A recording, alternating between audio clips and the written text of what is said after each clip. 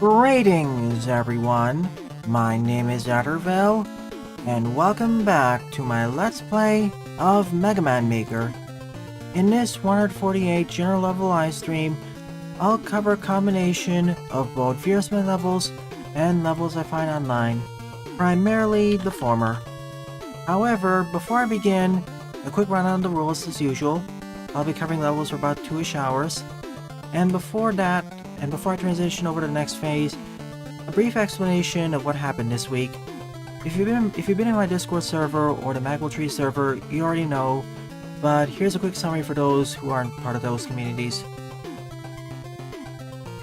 Earlier this week, I got the second dose of the COVID vaccine, but as expected, it knocked me out for the week. Day 1 was fine, but starting from day 2 I got headaches, nausea, and general tiredness. Day 3 abated a bit, but the bit of nausea got a bit worse. Starting from day 4, I became about 78% better. Day 5, aka yesterday, well, sort of yesterday, I got much better, and now, and this day, I'm pretty much back up to 100%. So I'm all set to play more Mega Man Maker.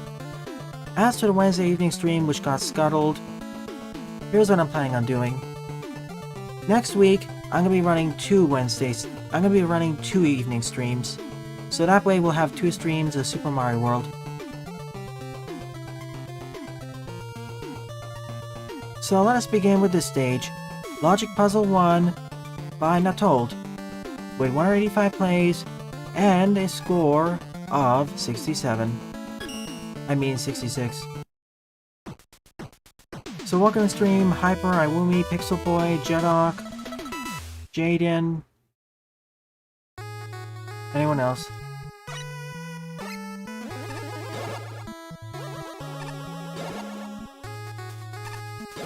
Oh, I see.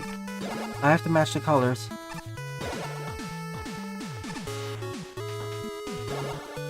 That just flips it.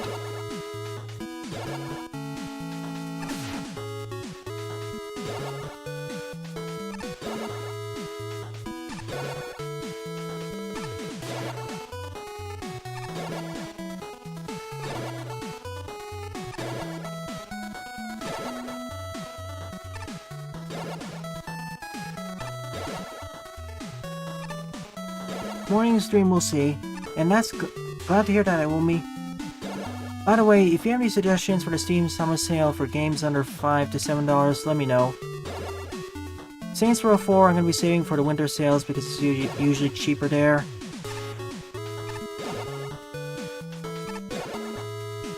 Okay. I need to completely eliminate or flip it.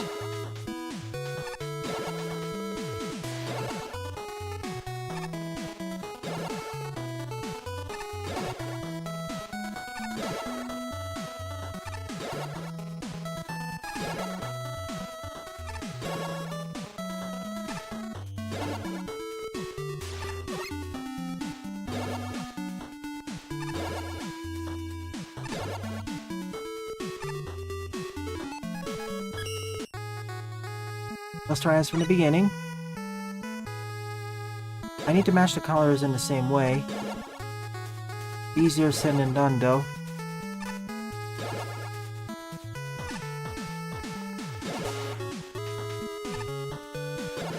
It's called a logic puzzle, but as someone pointed out... Oh!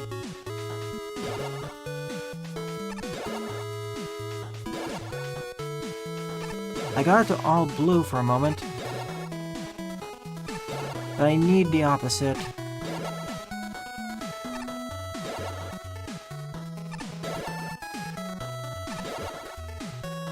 I think this would be easier if I had numbers or numbered these.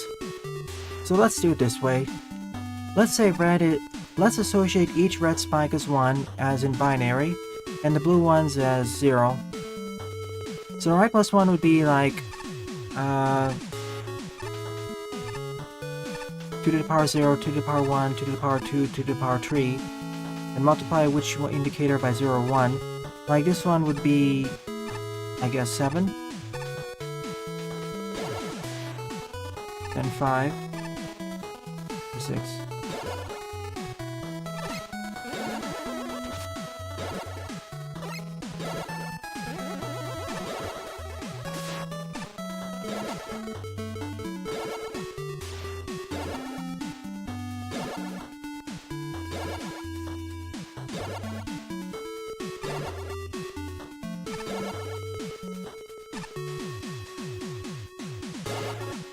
keep managing to do the opposite of what I want.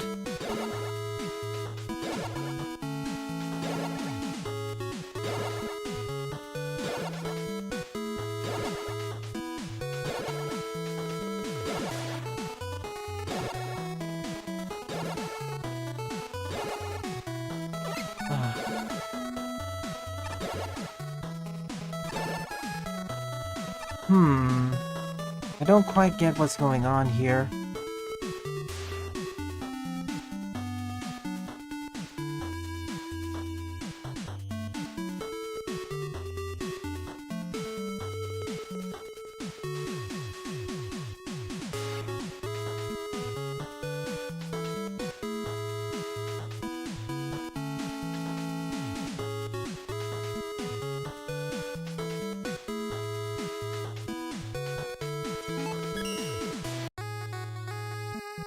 They sure are right, this is a puzzle.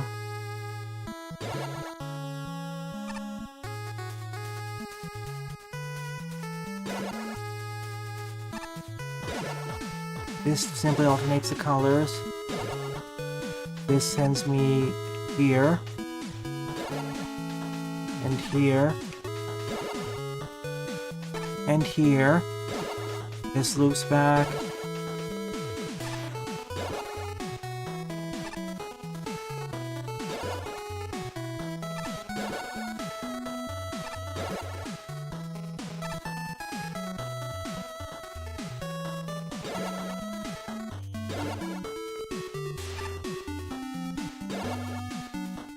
Oh. GG, I guess. I didn't quite get the logic, but I got through.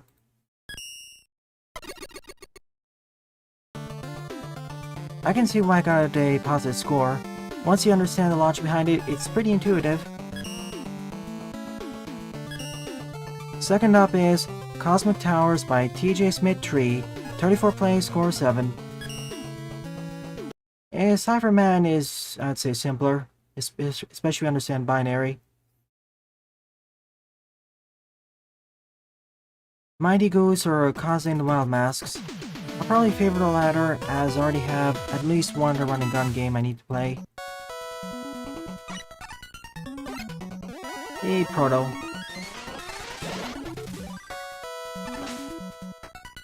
You didn't miss much, Mosaic. Thanks for attending.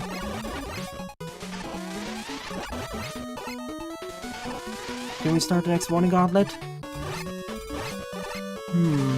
Alright then, how about on Sunday evening? I'll be able to have the final results and what the ideas are.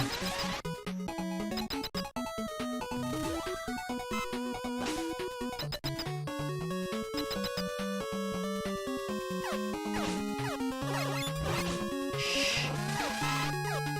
Don't spoil Jaden.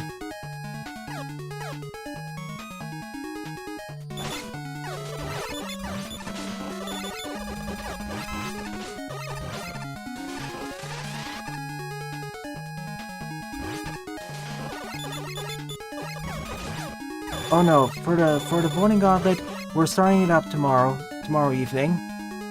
I'll have the idea set it up and everything. And it'll run for about probably a week or a week and a half.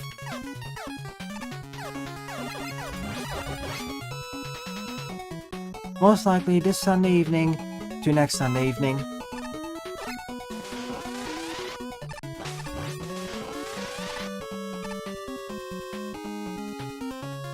Anyways, here's the schedule for this weekend.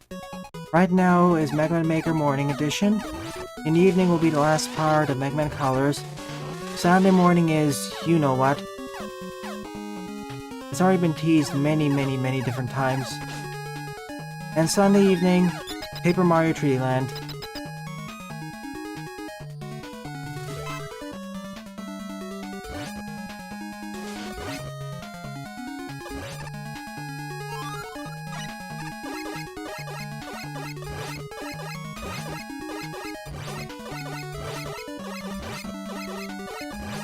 Oh yeah, Danganronpa 1, that's already on the list of things to be purchased.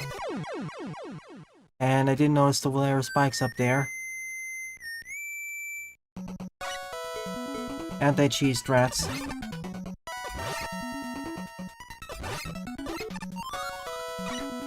We'll see. I don't want to say just yet because I'm not sure how long the final 4 levels and colors is going to be. If each of those levels is 15 minutes long, yeah, no.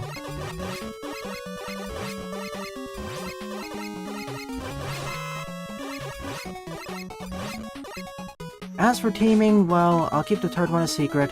The fourth one I decided to move... Remember when I talked about earlier about the very short Game Jam games? I decided to move that over to the fourth gauntlet when we eventually do that. I don't want to have 2 short game gauntlets back to back. How much HP does the big guy have? Is it 18?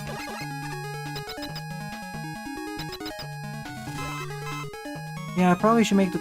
You really should make the spike colors more colorful. Whoa.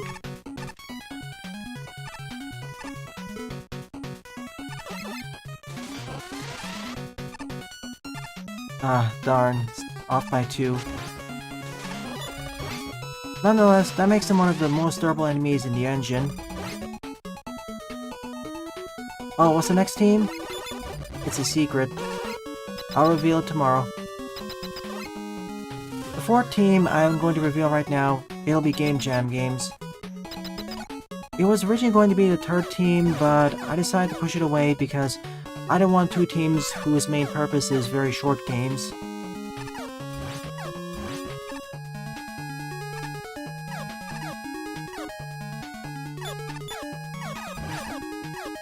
And no, it won't be turn-based RPGs. We already went through a pretty long one.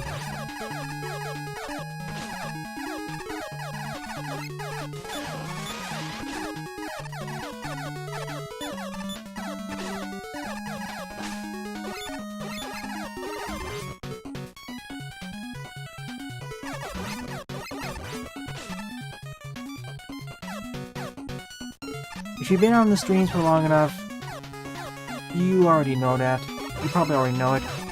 Jaden has been asking of this for very long.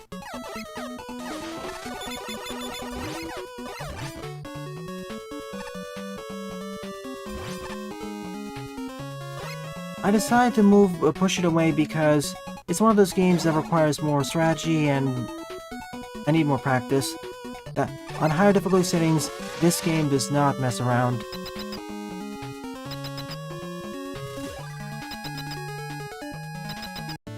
You'll find out tomorrow morning then.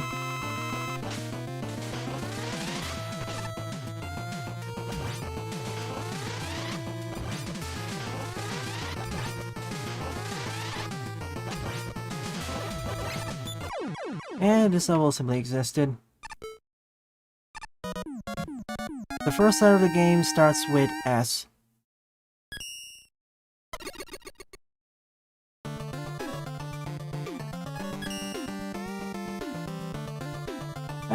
That level is okay, I guess. Now onto this. Number 3 up is Challenge Number 3 by Coliseum, aka JumpDashEvade. Ready to play, score 4. This was submitted at the end of the last stream.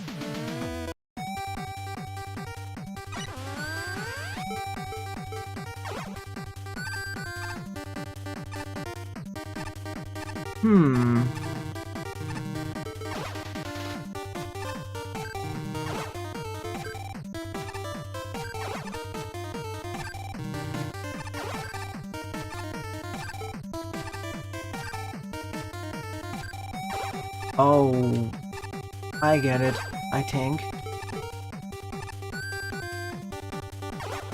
Maybe. What?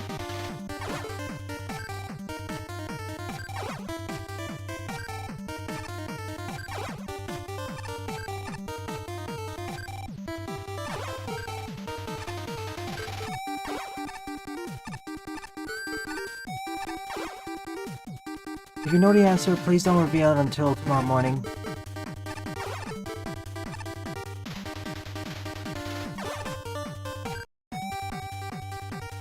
Yeah, I know what it is.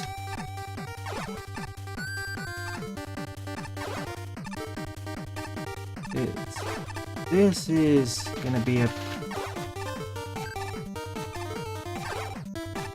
I have to jump and do a weapon swap. That is a kind of a problem.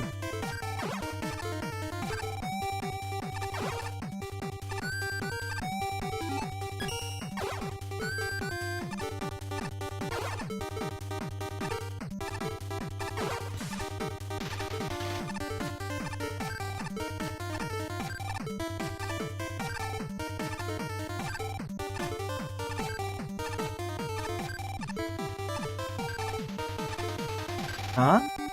What happened?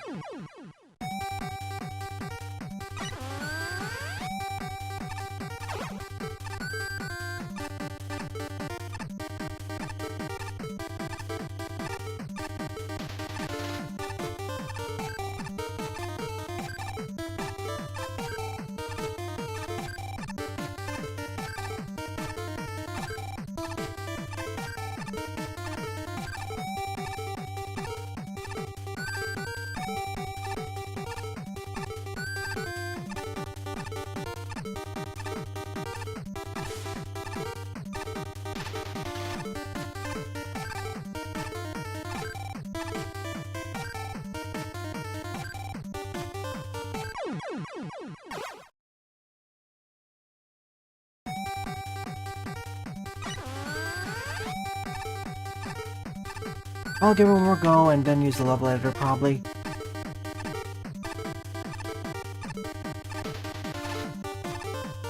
See, I don't get it. I press it once and suddenly it dissipates.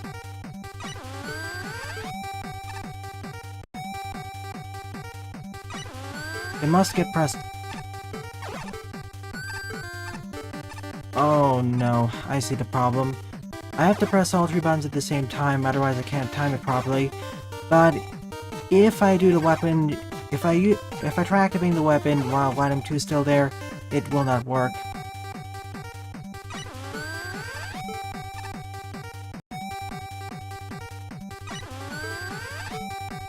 And what I need is way up there.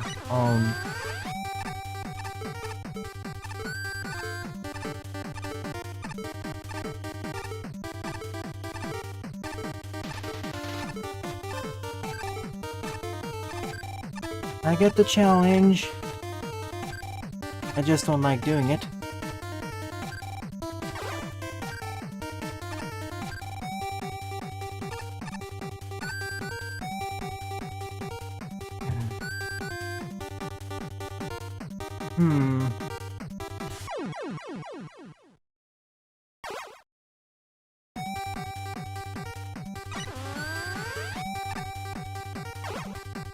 Wait, can you hurt me this way?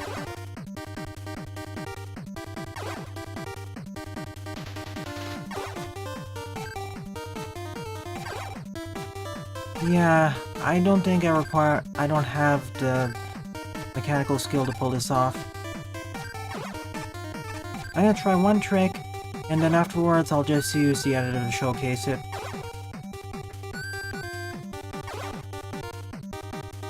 Well, I don't even need the editor, I can just use my browser. You can give the genre. And how long you've been requesting it.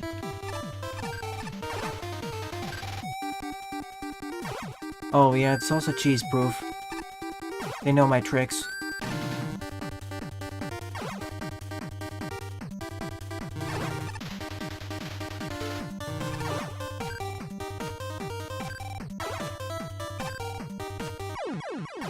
There is actually a way to cheese right through it, but it's task level.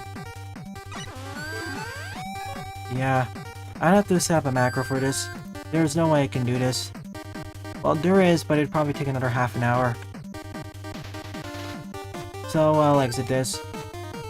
Sorry, Jump Dash. I'm simply not skilled enough at this sort of stage.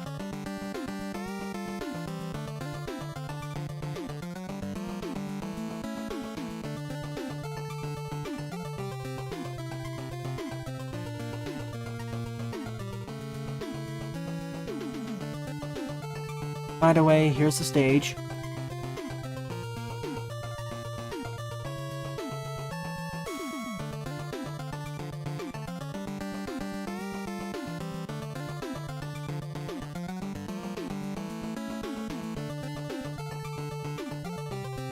Okay, start here, go all the way up here, all the way.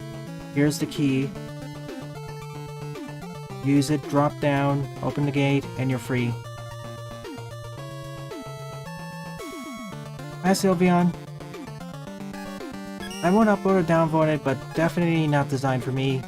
And even if you put the skill gate away, it's a rather monotonous challenge, repeating the same thing over and over. 4-up is Floridian Dawn 5-lap race by Toxin-G, 19 plays, score 4.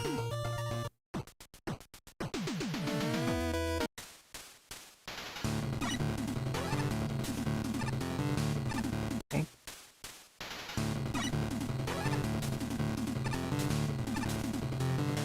I see. This level's for racing with other people.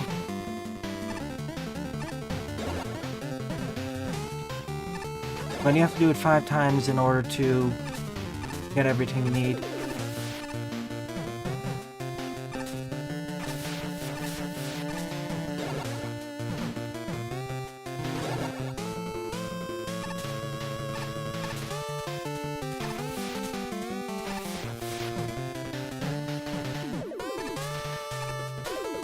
Yeah, this would fit pretty nicely in Mega Man Royale, if it still existed.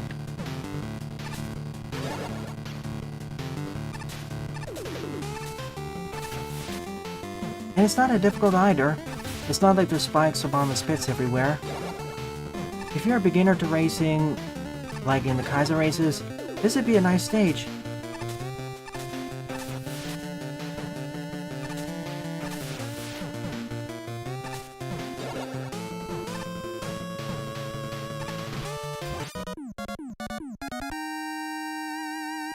Pretty much a beginner time trial, beginner to intermediate. Fifth up is DK94 Rocky Valley by Oscar, 61 plays, score 22.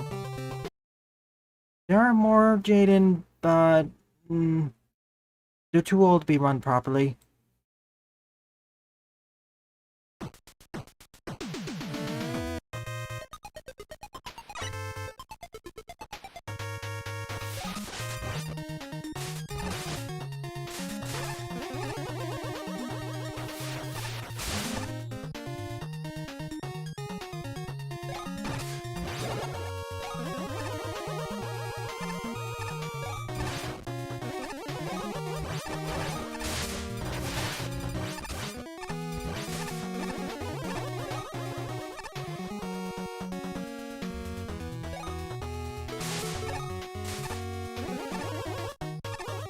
Well, worse than Hard Hat.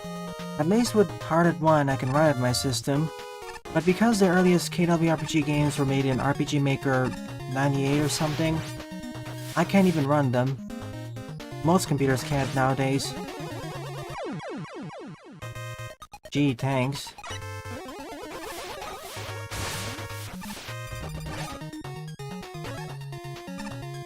Not without an emulator.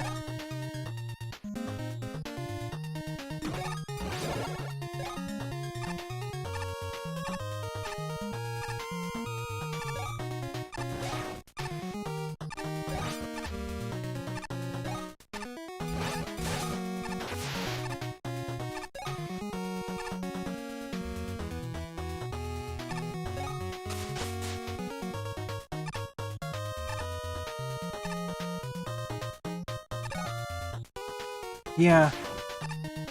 Although with Doom, there are source ports and DOSBox, but because it's RPG Maker 98, not only do you need an emulator for the original system, but you need it for RPG Maker itself.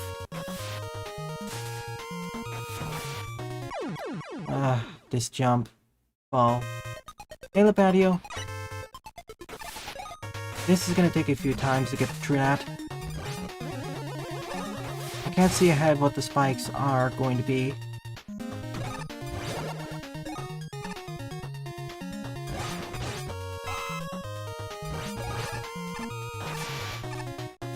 I can totally jump over the layer of blocks here.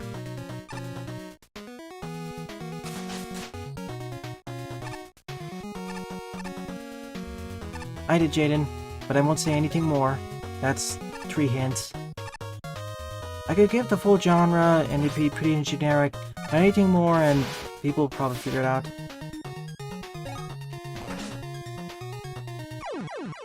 Still.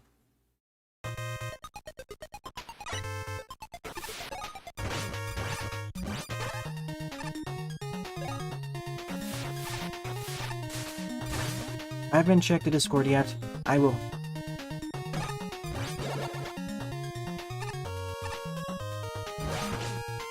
Yeah, I could try not activating it, but I still need this key.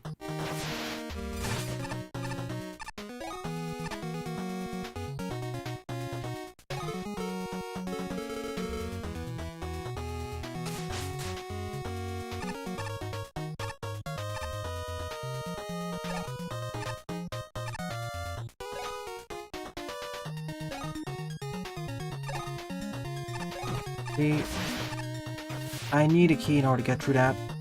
Oh, I see what the problem is. Okay, I get it.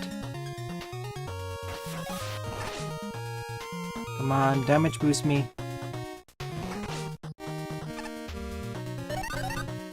If I just ignore that block, I can potentially just jump over everything. You're right.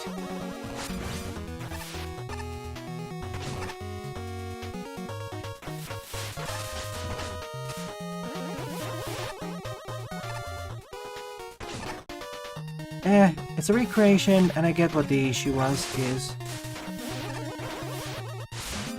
If I could just see where the spikes were ahead, it wouldn't be too bad. For most games I play, I have that situation.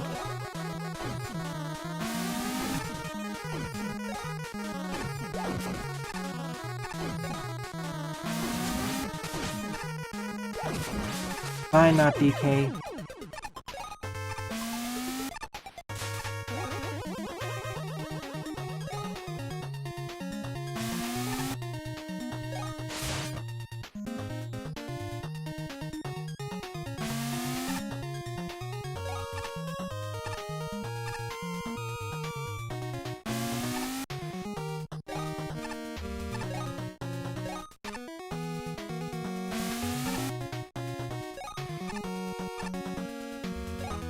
I really wish I had regular rolling more than this. I initially liked the dodge rolling, but now, outside of specialized circumstances, I'm finding its limitations to be more of a hindrance.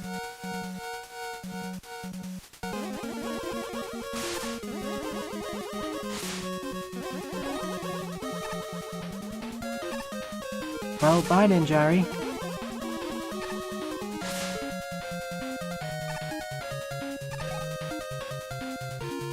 That's cool.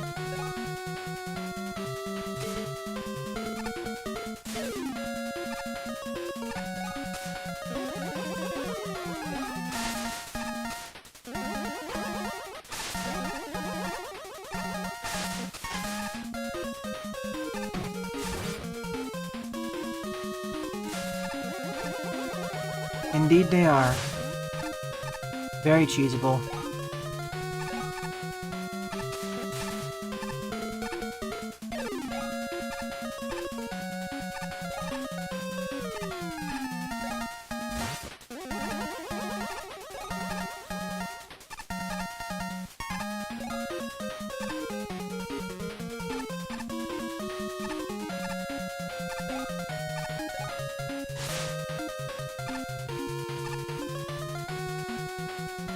Good, the tops will never respawn now.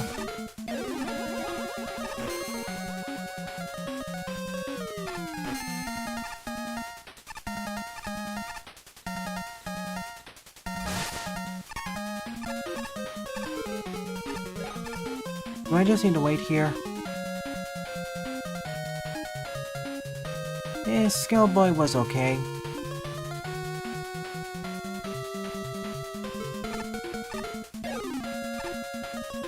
Okay, there it is. I just need to find the correct spot to stand.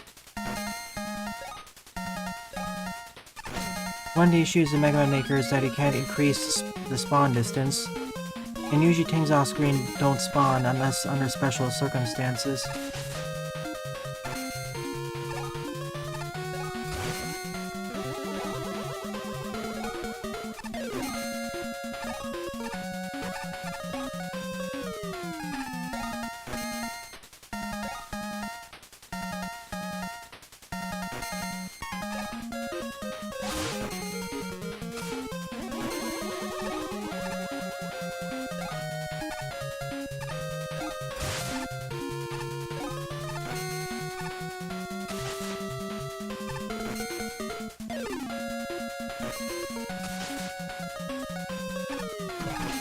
And we're true. Do quite a bit of damage, so I'll consume the tank right now. Oh yeah, proximity pit enemies. One of the biggest exceptions. I wish there was more stuff that had an option to do that. For example, tops.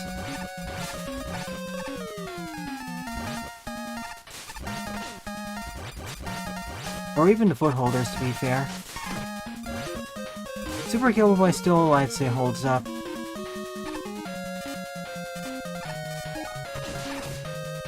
And yes, I'm getting back to it eventually.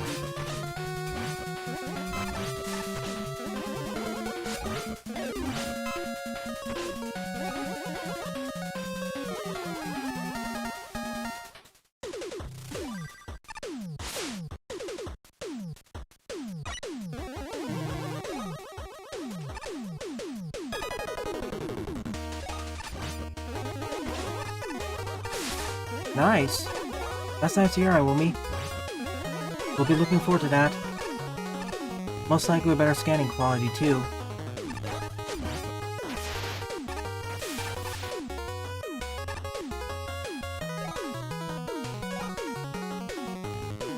I think it did that backwards.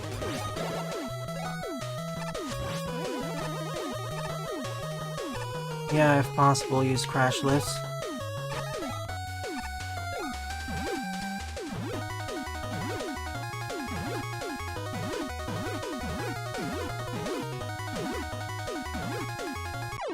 When I fell down a spring, there was no way I could get out.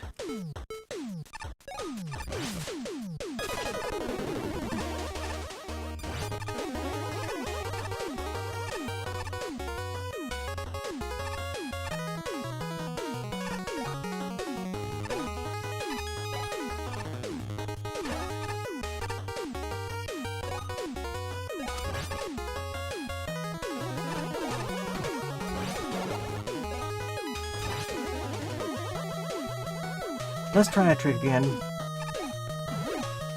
As long as I can stay here, I'm fine.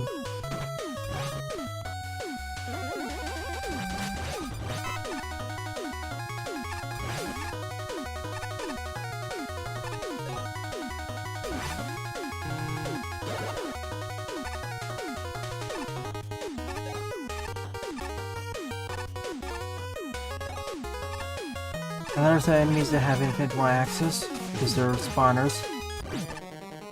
They're not really pit risers, they're ceiling fallers. I again Ceiling King. I again Concrete King.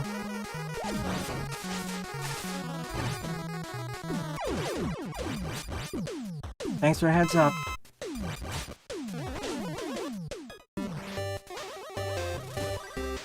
Part 3. Who's the creator? Oscar.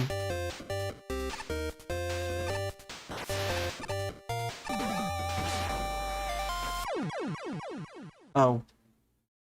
I thought there was actually going to be some...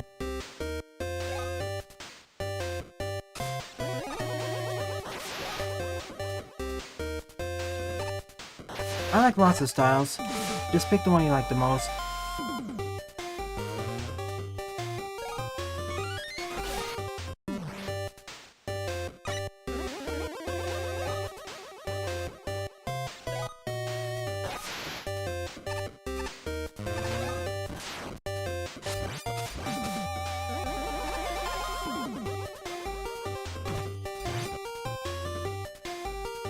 Some more than others.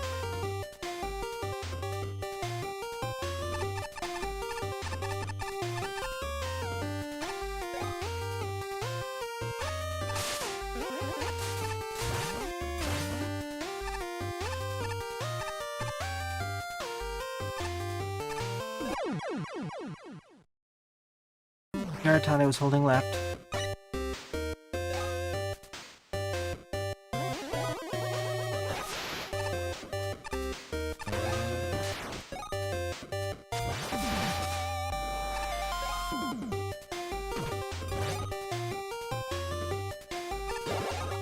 Thank you, Toxin. I'll check it out.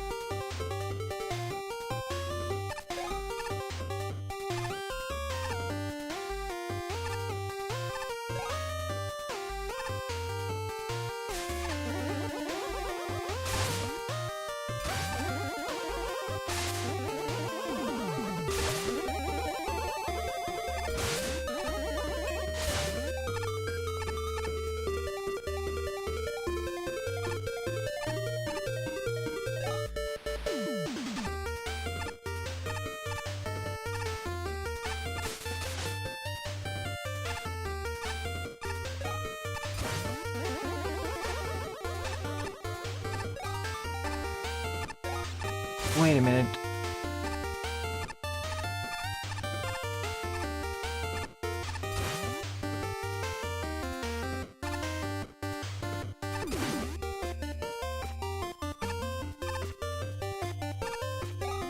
How do I get up there then?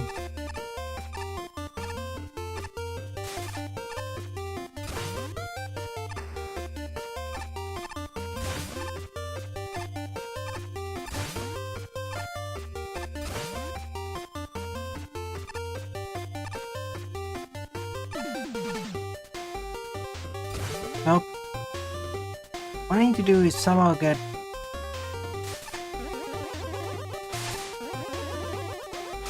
See, if I do it high enough, it'll push me up here.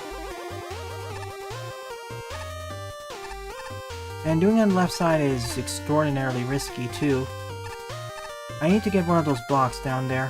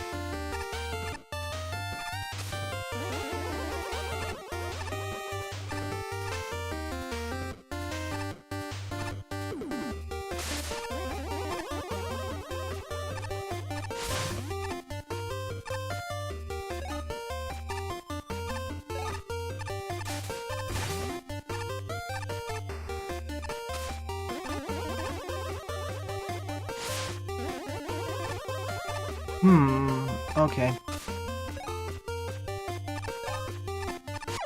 This is more puzzle focused than I thought it would be.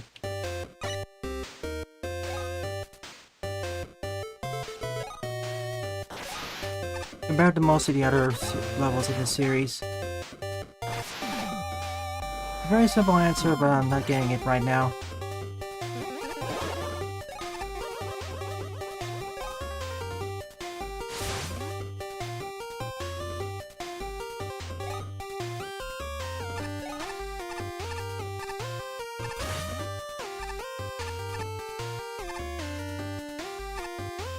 I was holding on to the ladder.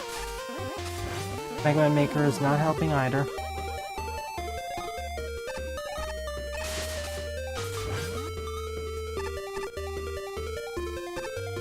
Grab onto the ladder.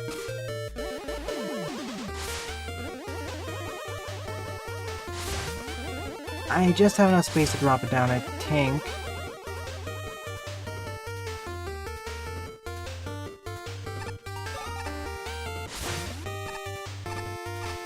It does adapt, but I'm just not getting the puzzle solution now. That's the issue.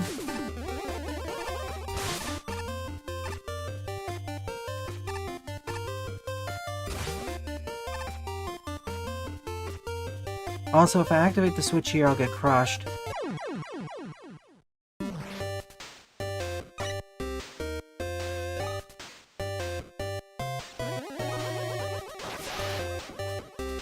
Could you clarify the solution further?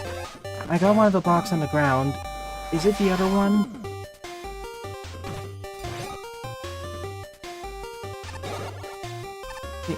I keep thinking I'm supposed to play as Mega Man so I can punch the blocks sideways.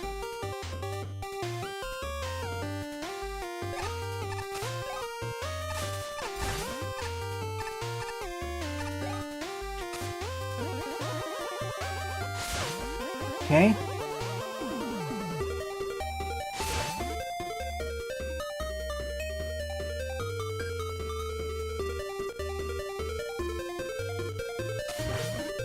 Alright.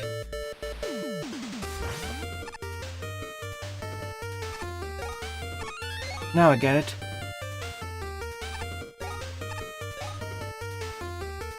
Yeah, that's what I was thinking. I just wish it was a bit clearer what it was supposed to be.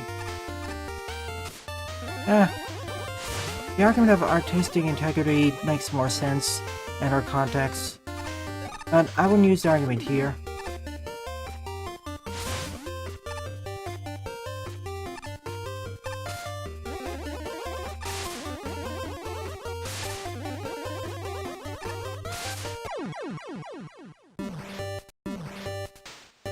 Yeah.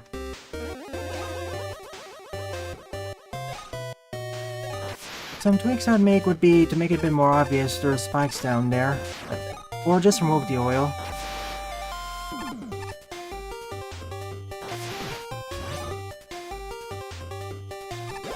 See, I understand what you mean about artistic integrity, but that doesn't really apply to this stage. You're thinking of how accurate it is to the original stage.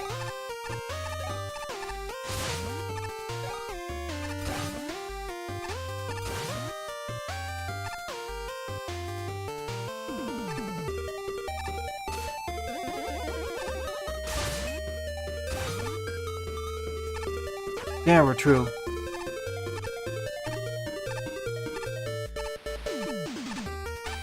I'll save my thoughts on integrity and art styles for later. Much later. I've been on both sides. Actually, many sides. As both someone who created art, a regular preview of art, and a moderator.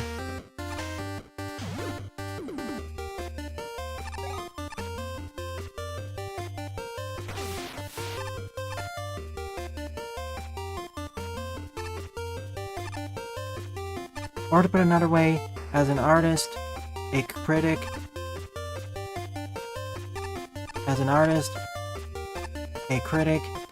and the audience. After all,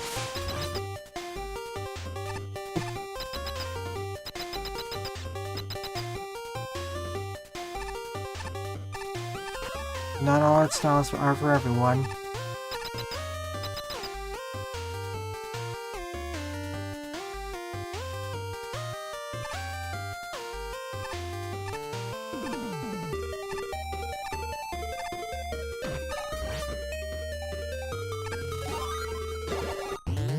Hi, Maze Maker. Okay, boss time. It's you two again. This is why I wanted the M-Tank, by the way.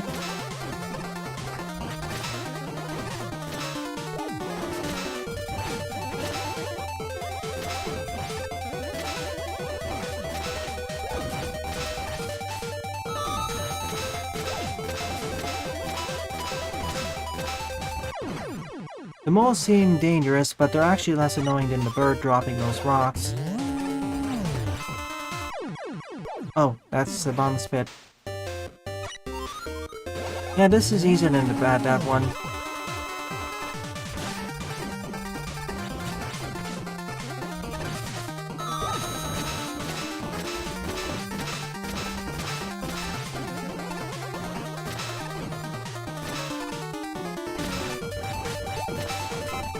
Another good advantage?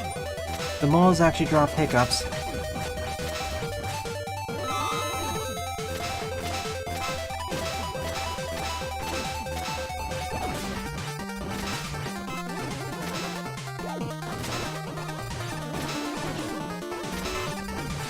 And they don't deal as much damage as the rocks, too. And the engine decides to kill me anyways because I was being too successful. It's far more possible than than last week's.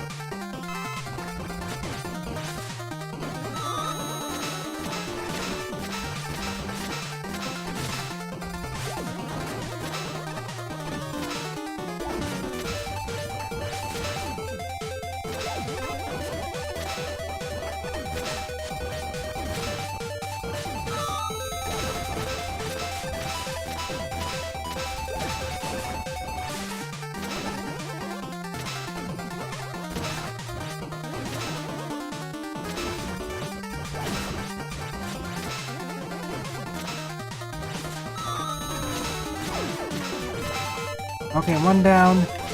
As always, if Concrete Man falls, Splash Roman's easy.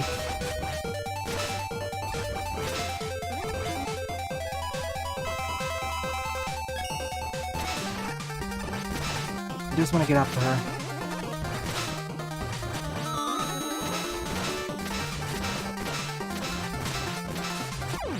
Done.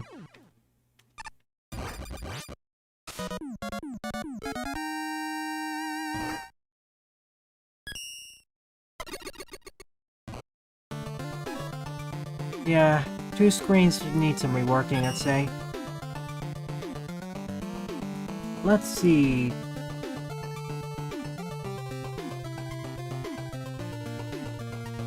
Someone did submit a different level, so I need to get that done. Let me double check it.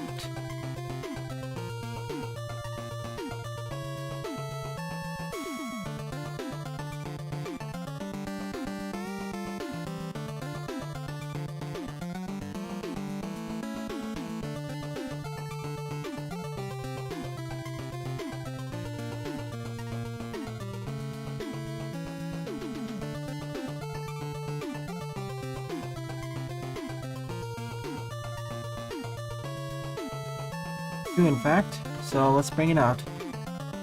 The next one has an NSF replacement, so I'm downloading it right now.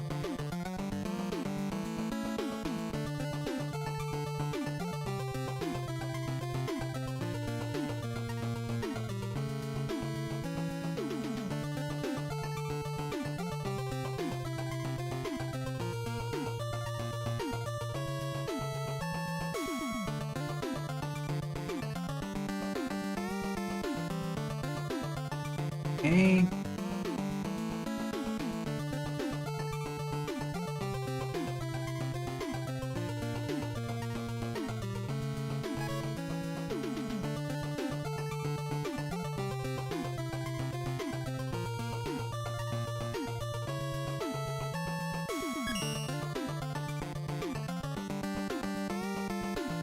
Next up is Protoman Adventures Season 3 Stage 1 Bring On the Heat by QueenMonika. 20 plays, score -2. This has an NSF replacement, so for the first minute or so, I'll be silent and turn up the volume.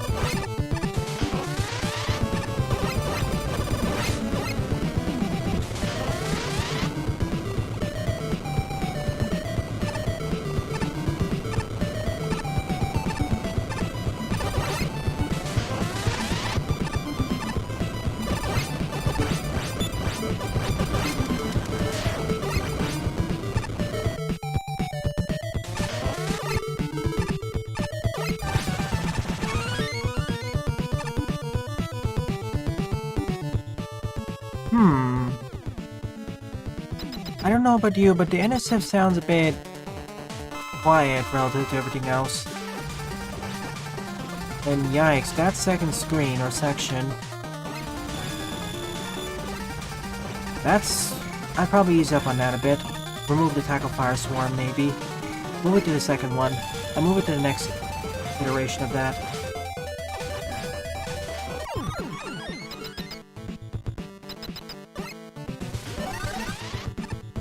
Oh, I'll be talking about that later. Well, actually, let me rephrase my statement. Also, hi Buster. Thanks for at least popping up. Favorite stage up until this point? Well... Logic puzzle is not really for me, but I understand what's behind it. Cosmic Towers is eh. Challenge Tree, too monotonous for me, can't pull it off. Oscar, I would like it more, but it has those issues. Your stage so far would probably be my favorite, but this one is the main competitor. Whoa.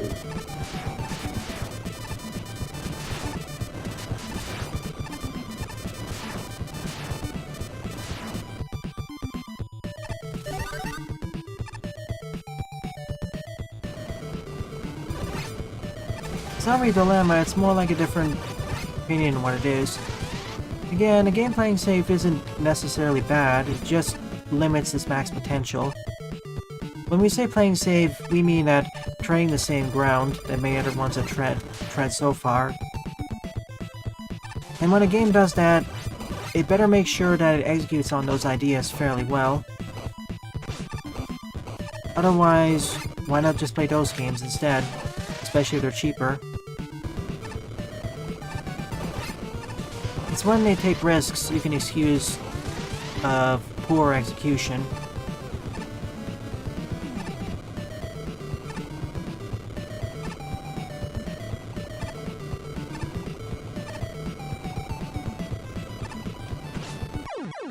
Thank you, Baton.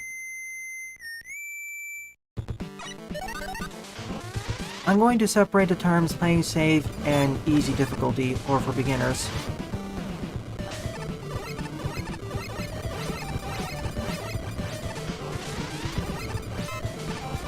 But here's another factor.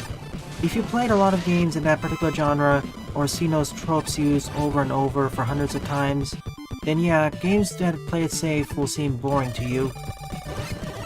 But if you haven't experienced those tropes that much, to you, they may feel fresh.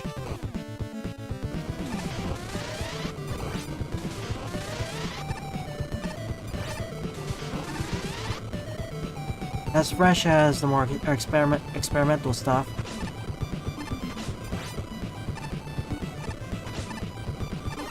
Whoa, fire everywhere.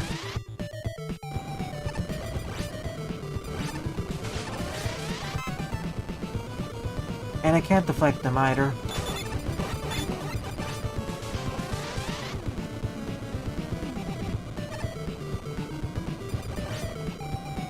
Haha. Do I want that?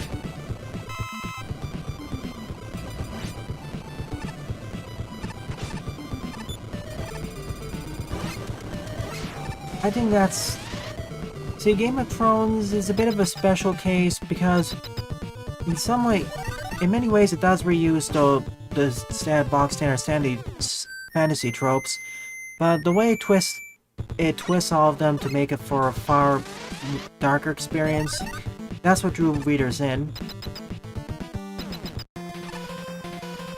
And as an addendum to my earlier statement, even if you've seen a trope many times or hundreds of times, that doesn't necessarily mean you'll get bored of them. Permanently, at least. It may make you only temporarily bored of them, or may make you want to seek them out more. Bye, Fire. Yeah, definitely my favorite stage so far. For example, I like Mega Man, but if I play hundreds of levels back to back, I'll start to find them more boring. That's one of the reasons why I've moved away from just playing pure Mega Man content week after week after week and diversified it. I realized I was getting more bored of the content and becoming more snappy and harsh. You mean the HBO adaptation? Yeah, I have heard about a lot of issues with Season 7 and 8, especially the latter. Let's hope the book series avoids those traps.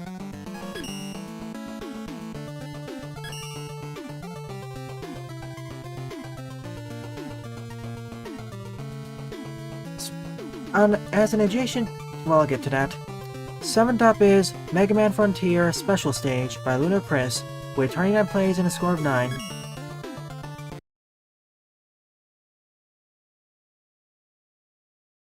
As another example, I like 2D action platformer shooters, but if I play many of them back to back to back, they'll start to feel stale and boring. That's why I try to alternate genres.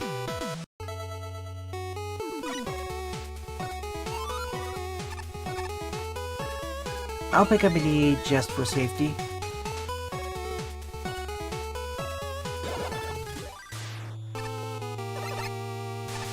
As an adjacent topic, let's discuss Paper Mario a bit more. As an FYI, I'll be re-recording what my final thoughts on Paper Mario are for the LP version. There's a lot of stuff I didn't go over, especially in regards to the audience's targeting. Specifically, I want to say that Paper Mario could be a lot better in many methods and functions and ways, but the more I think about it, there's a limit of how far we can upgrade the original Paper Mario without losing the original audience, because from playing through the game all the way, it seems that the game is mainly geared for a beginner to intermediate audience. From how most of the battles and boss battles aren't that complicated, barring a few exceptions. Even the final boss battle was actually pretty rote. I basically used Mega Jump all the time, and my partner for assistance, and healed up after every slow turns.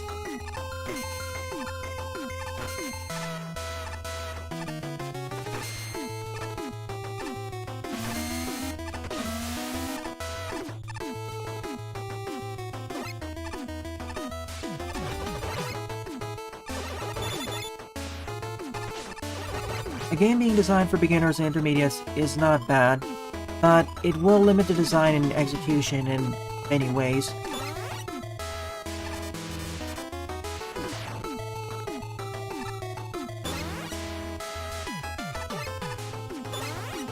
A tutorial can only go so far.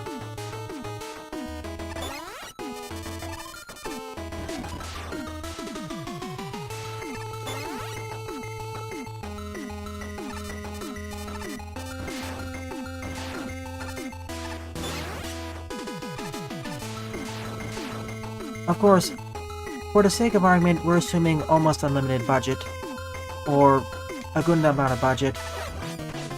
I'll get to Bug Fables in a moment because that was limited by budget as well. Essentially, because it's designed, Paper Mario is designed for beginners, it simplified a lot of the mechanics of RPGs. One of which, to run off a list of things, the numbers are a lot more manageable. Instead of having damage numbers and HP values in the hundreds or thousands, it's in the tens and ones. 1000-Year-Old Door did expand upon it, going to the hundreds, well, lower hundreds, but that's still far more back-of-the-hand calculation stuff.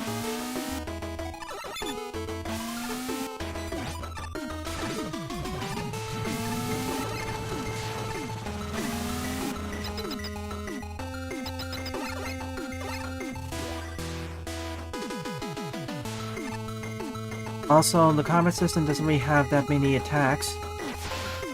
Well, you have attacks, yes, and you gain new ones over time, but you have a fairly limited set.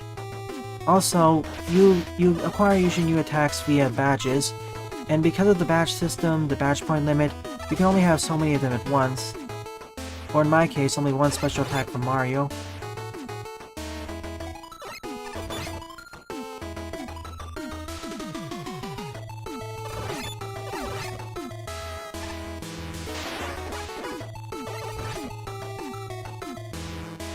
Lore values, a lower number of attacks and equipment to worry about. Because, for the most part, the only parts of equipment you have in the Paper Mario are badges. Oh sure, you have the boots and hammers, but they're all straight upgrades and you can't unequip them. Enemies, I know there are different types of enemies with different sorts of attacks, but in terms of classes, there's only really 4 main classes outside of mini-bosses and bosses. We have the regular enemies, armored foes, spiked foes, flying foes, and I guess fire foes, but that's it. To be fair, fire foes are basically resprited spiked foes.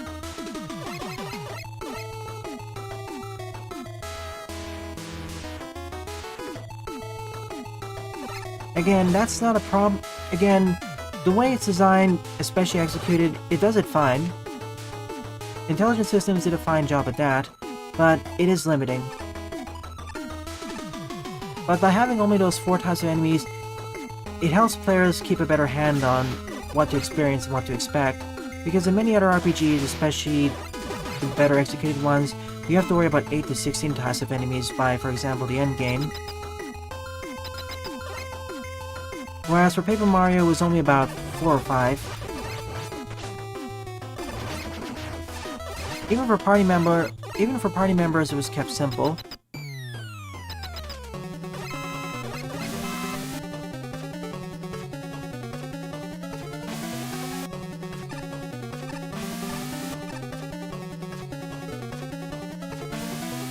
Oh yeah, I'll get to Fire Emblem. Heck, even a big part of the game is the party system. You can only have up to 2 people outside at a time, whereas around the time, the minimum number of party members you had outside the early game is 3 or 4. By limiting it down to 2, it limits the player's options, but at the same time, it becomes easier for players to know what they can do and what they can't do at a single round, instead of an explosion of options, reducing the information overload on the player. Heck, even in the first Paper Mario, your party members didn't even have HP. Think about it, in almost every single RPG up to that point, console RPGs, I'm gonna focus on those, every single one of your party members has an HP system. But Paper Mario, only Mario himself had HP. Even the FP system was shared, or special points. It's only in the sequel where they had HP. That being said, I feel 1000-Year-Old Door, although it's a better game in most respects, it's not as good as for beginners as the first half of Paper Mario is.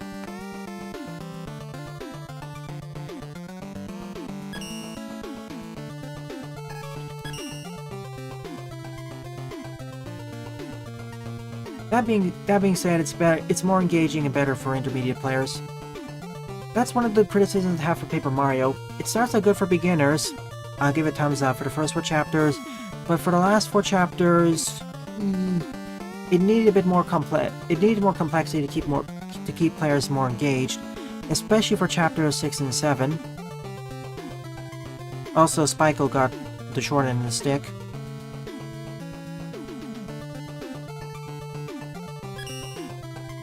Next up is Assist Mode Oil Kaizo School by Toxin-G. 31 plays, score -3. How about Omniville? Training how to use this. Oh yeah, it did. I see, that's how Assist Mode works.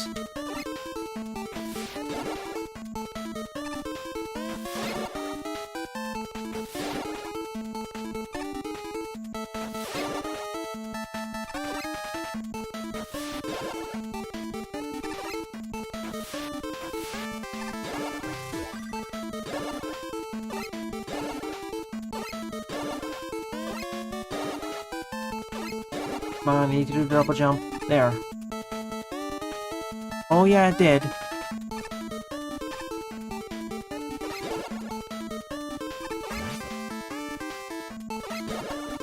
Oh boy. I know this trick.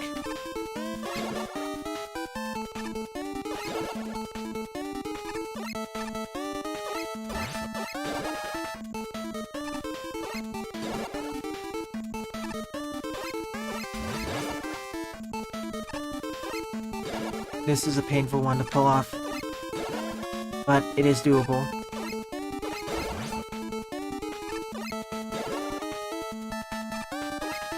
Just imagine all these teleporters with spikes. That's how it would be in a full stage.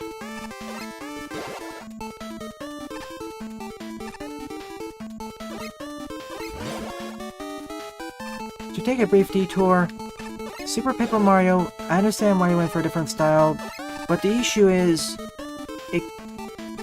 in many ways, it was more simplistic than the original Paper Mario series, especially its predecessor. And even compared to classic Mario games, it was simpler than both the RPG series and the platforming in many different ways. That's what really hurt it. Also, the too low difficulty. When I say too low difficulty, I mean the difficulty progression was too low. Shoot twice, got it.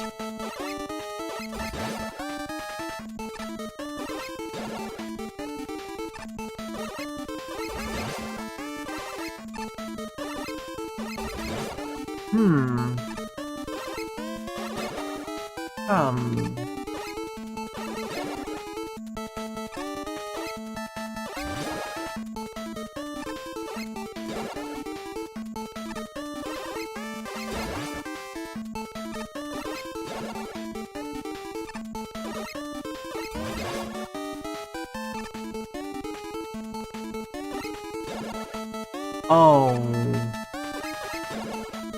Brass.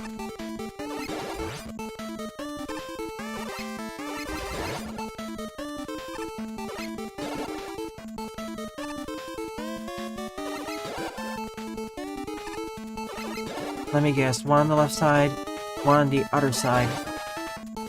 That's how I can do the double jump. But I can't even...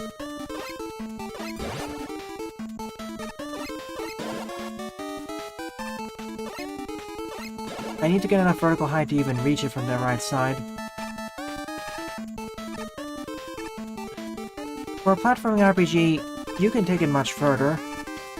I mean, my suggestion would be to adapt more elements from the classic titles. Heck, I honestly believe that the first three Mario and Luigi RPG games are better executions of platformer RPGs. There, that's what I needed to do.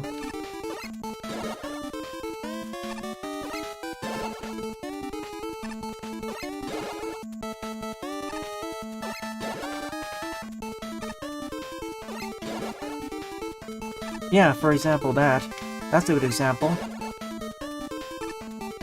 We don't need to go to the complexity of Igavanias, but it doesn't need to be as basic as Super Paper Mario.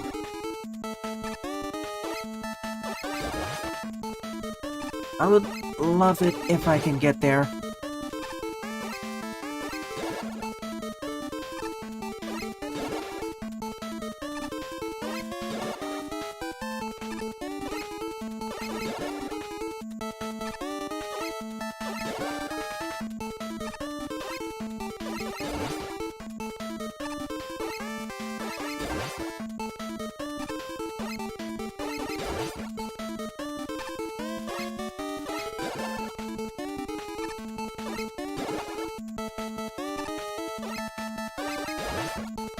Hey, Sinesk.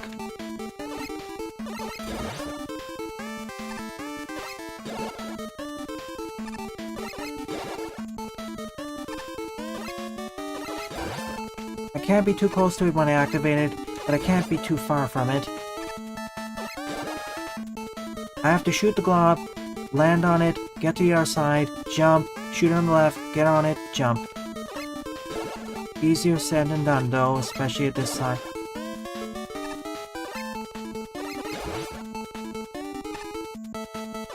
Yeah, I'm aware I'm doing it wrong, but I need something more detailed than this, like a video tutorial.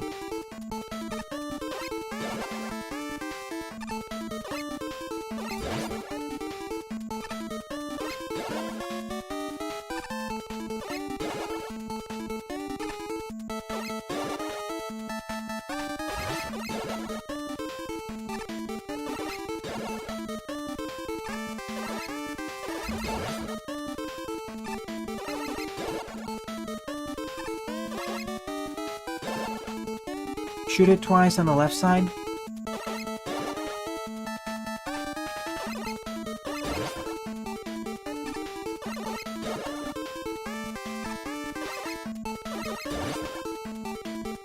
See, I need much more detail than that.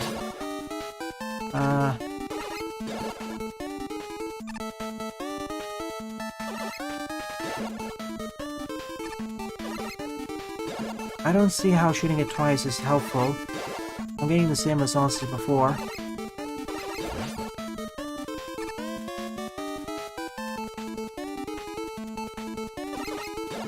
Oh... I have to stack them like that?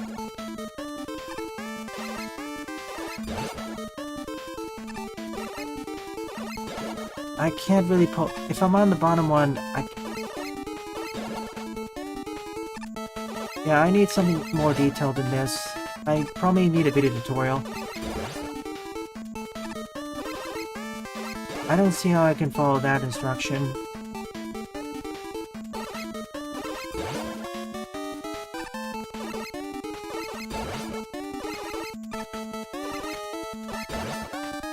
Yeah, I'm afraid I can't really follow it. I'm not skilled enough. Sorry.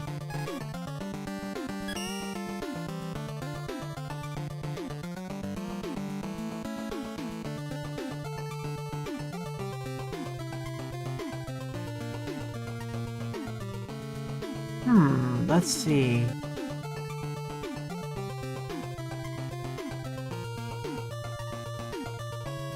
Huh.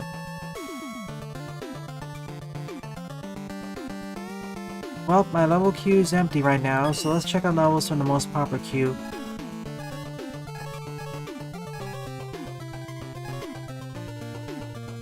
It's designed for a more skilled audience, well, average skilled. But based on the level alone, if we could mark lines in the background, it'd be far easier to understand. But the way it only has 2 lines there, it's kind of difficult to figure out what to do. Ooh, Cliffside Facility. That sounds nice. Ninth up is Cliffside Facility by Drakonyx. 113 plays, score 44.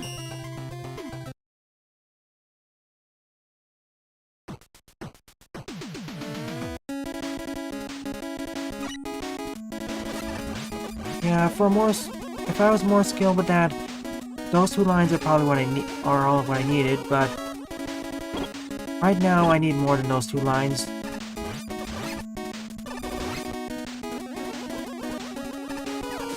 Going back to the topic at hand, we talked about Paper Mario, Super Paper Mario. Now let's talk about Bug Fables. I never actually played Bug Fables, but I've seen the discourse around it. And the raving and critiques about it. Not much. Not much, Oscar. The main thing I've noticed is that the game is shorter than a traditional Paper Mario game, but it is more detailed. The ways I see it's more detailed, you have 3 fully featured party members, unlike Paper Mario where your allies are kind of second-class party members. Still important but more limited compared to Mario. They are fully featured. All have HP systems, but they also have their own specialties, strengths, weaknesses.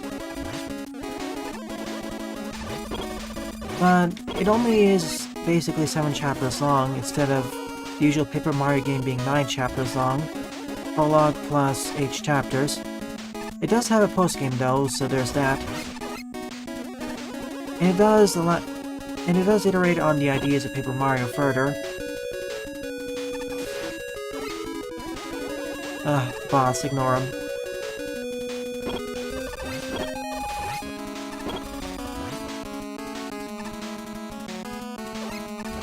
I saw it, Oscar. I'll cover it in about 3 or 4 levels.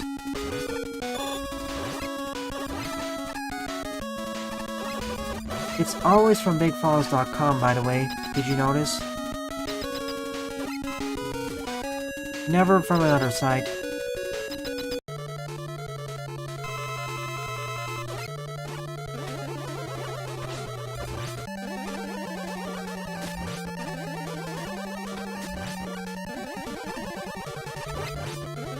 I think the idea of Paper Mario can be taken further.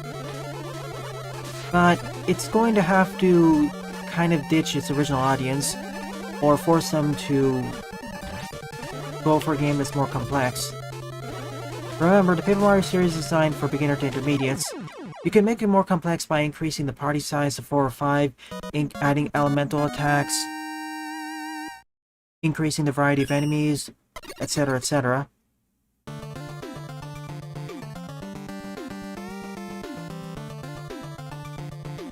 Kind of a short stage. Sheepman Challenge by Dancy 1978, 101 plays, score 43.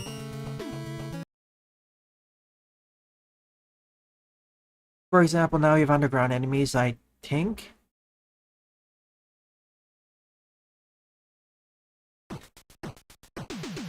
Although how much V can carry the game depends on which difficulty setting you're playing as.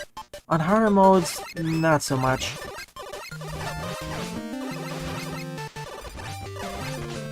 Thank you, Oscar. I don't really pay that much attention to South Park, so but I think that would fit the mold for being more complex. Because at its core, what is Paper Mario? What is the main core design tenets of that game, and the franchise, and Bug Fables for that matter? The way I see it is that the numbers of everything are far less extreme, usually. Equipment systems and item systems are simplified. There's a lot more emphasis on action commands, and the party sizes are smaller. Oh, and our styles are more paper-like. But even with those constraints, you can go pretty far.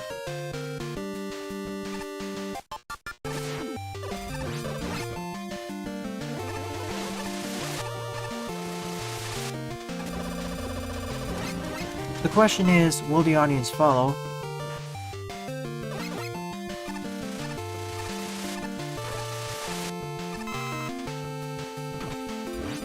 To be fair, unlike Nintendo, these indie developers have far more leeway to experiment.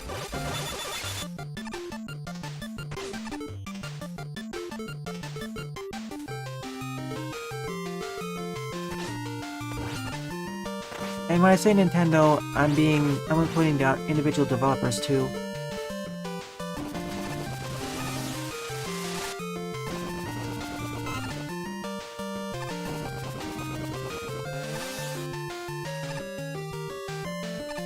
Depends. I'm gonna say that the indie audience will be more willing to accept experimentation, see Bug Fables. And even if you experiment, you don't need to change absolutely everything. By iteration, like, if we do... Bug Fables 2 is inevitable. If you want to change up the design a bit more to be more advanced, have something like 3 or 4 party members.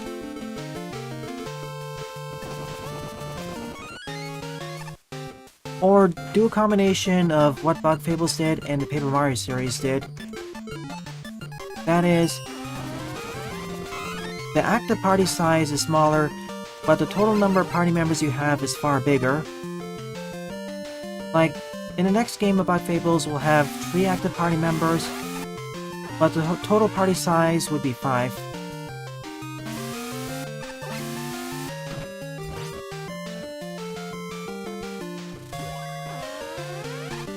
Which brings me to my final point.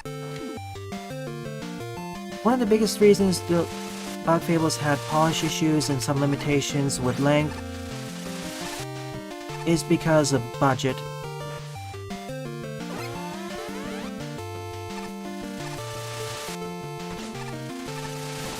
That's why we were missing 2 chapters.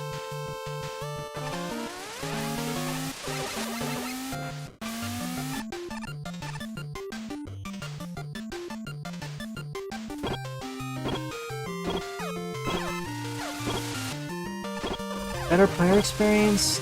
Are you planning on using mods? I mean ROM hacks?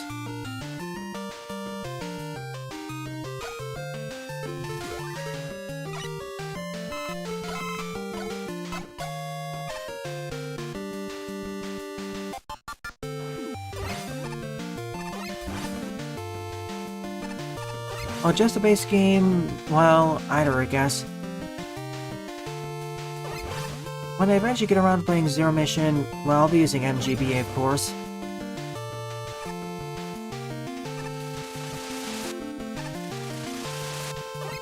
Oops, should have done it below. Because there are some enhancements there which are really attractive.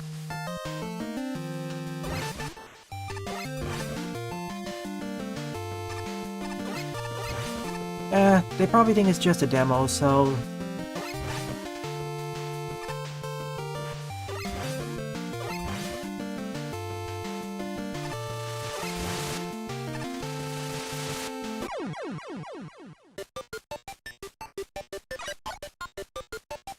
I am. Anyways, that's my talk on Paper Mario, Bug Fables, and other games in that vein. I want to see more iteration, experimentation, and some games actually designed for more advanced audience.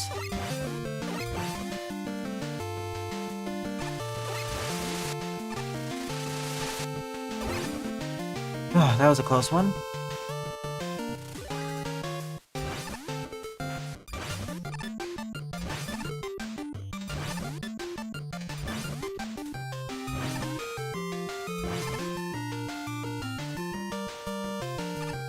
Same year?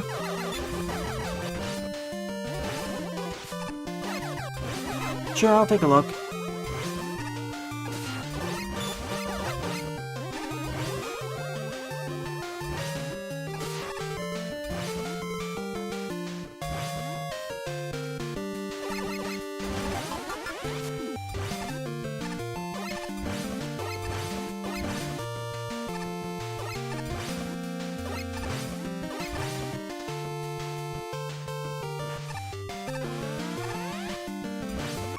Oops. Didn't pay enough attention. Paid the price. Oh yeah, and Paper Mario, in the ending sequence when I re-edit it and re-record it partially, well, the footage will be the same, but the voiceover commentary will be different. I will include this discussion, well, in a bridged version, because I want to have another version discussion at the end of 1000-Year-Old Door. Because that game, I feel, would be a more optimal setup for everything.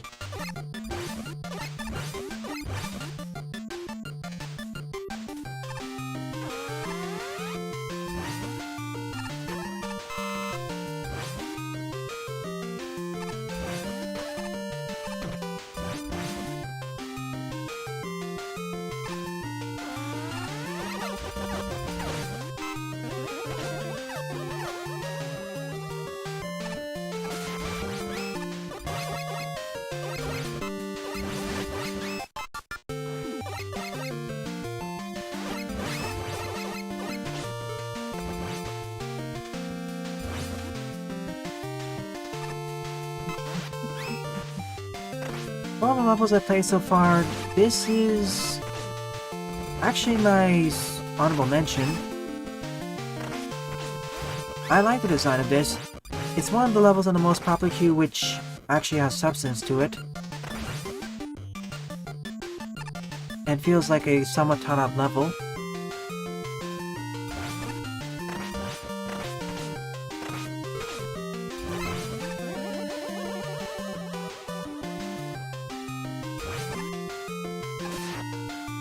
Go right ahead.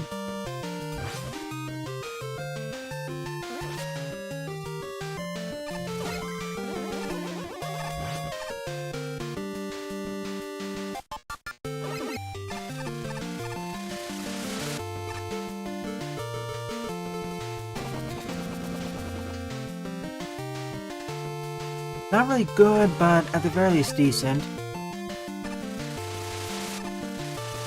And actually engaging. See, it's actually using its ideas, switches and force beams, and actually has a variety of challenges that don't infinitely repeat themselves. There's actually variety. I'm pointing this out because most levels, the vast majority don't even do this.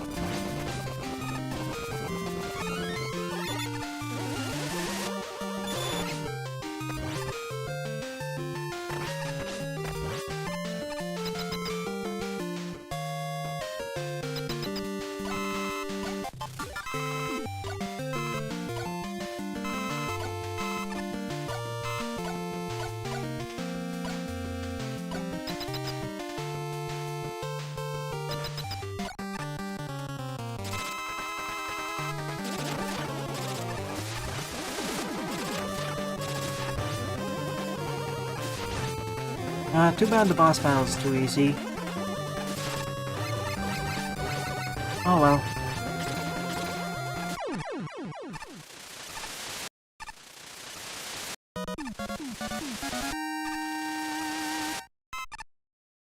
I think he meant to say the virtual console. Yeah, this is going to be my honorable mention of the episode. Good work, Dancy.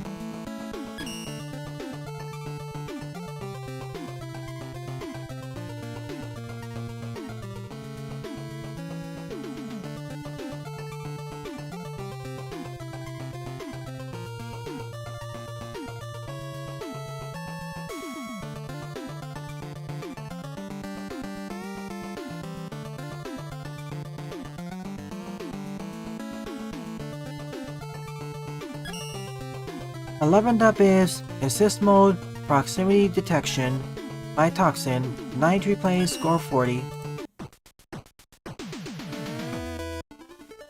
Let's see how this works.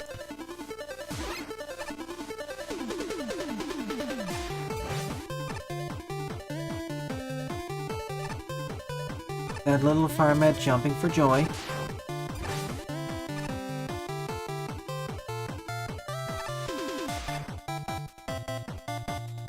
He looks so happy.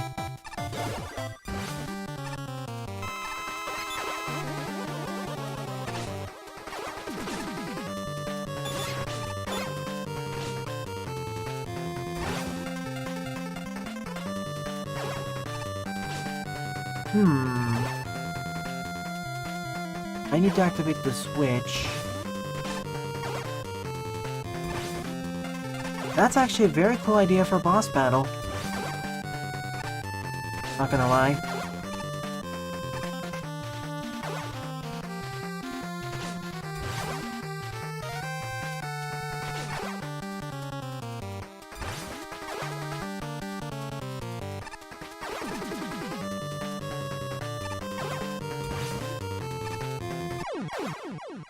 It's alright, I took too much damage. Yeah, I did, Jaden. As an FYI, even if I don't respond to your message, I most likely read it. I'm just trying to focus on the stage or the gameplay. I see how it goes. If I'm not close to the fire mats, they won't do their thing and activate the switch. Oh no, it's not that. It's actually the steam jets. Yeah, this is a cool idea.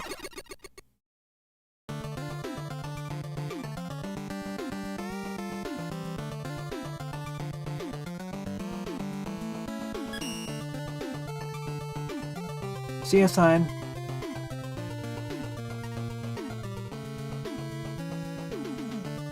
Alright, I'll be right back in a moment.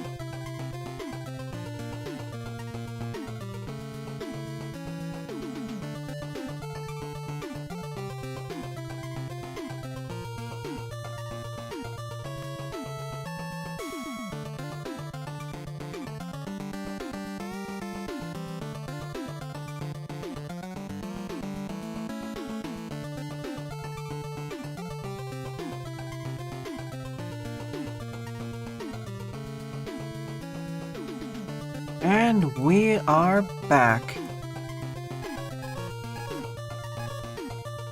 Oh, Night Curse. It's been along quite a while. Let's do this one. 12th up is Find the Difference Short by NightCurseX. 79 plays, score 29.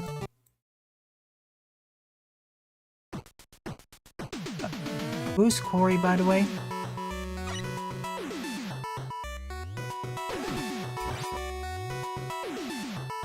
This one's easy.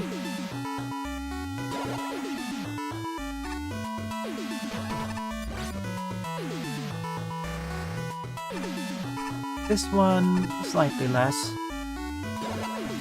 I don't know why we need a key door for this.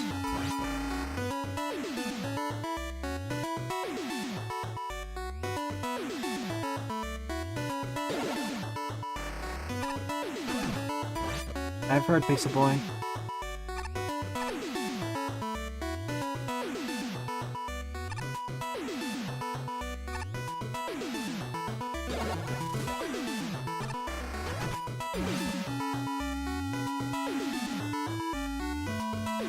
Whoa.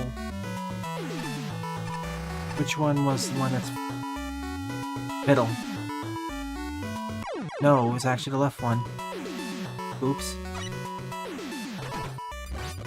Good thing we get a checkpoint at the start of every one.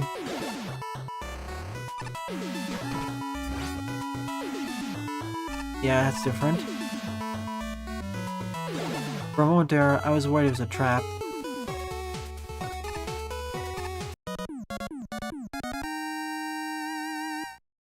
And thanks for joining the server, Toxin.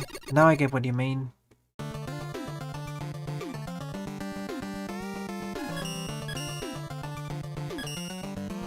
Thirteenth up is level... Oh, wait. Wait.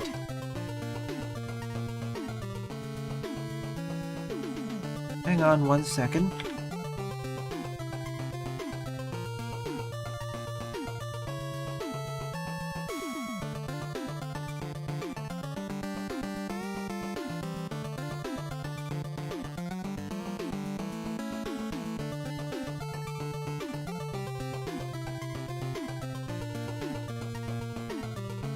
Thirteenth up is level 20, Traveling to the Deepest Parts of the Planet by Orlando Masaru, with 15 plays and a score of 5. I hope I translated that correctly.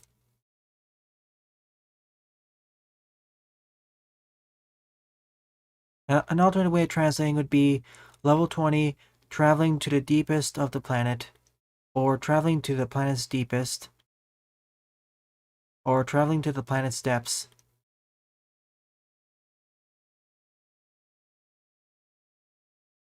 I hope my high school Spanish classes taught me well enough.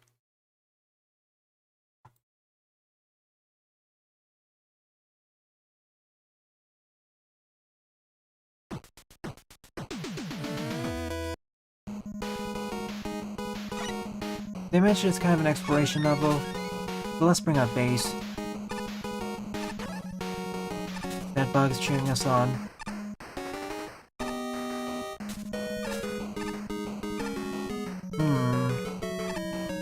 On second thoughts, let me do this again.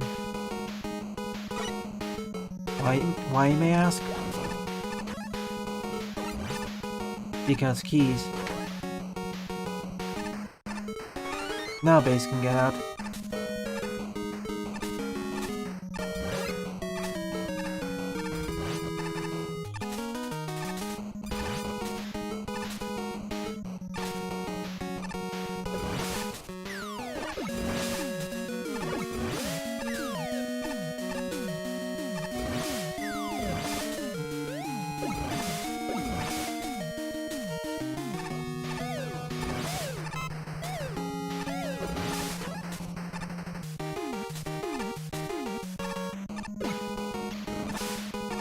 Nine?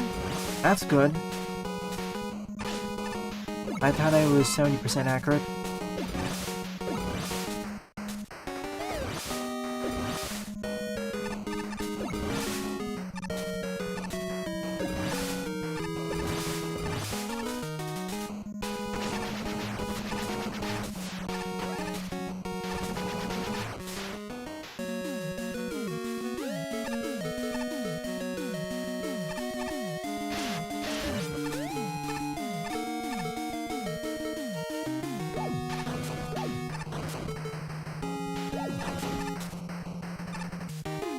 Aha, I knew it.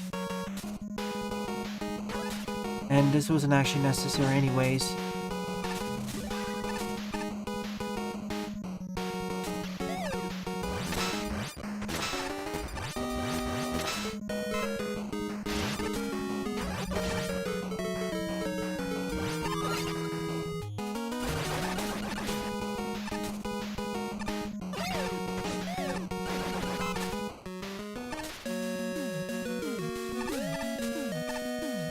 Well, it's minor cheese, but I was gonna get it anyways, so... It's like a very thin slice.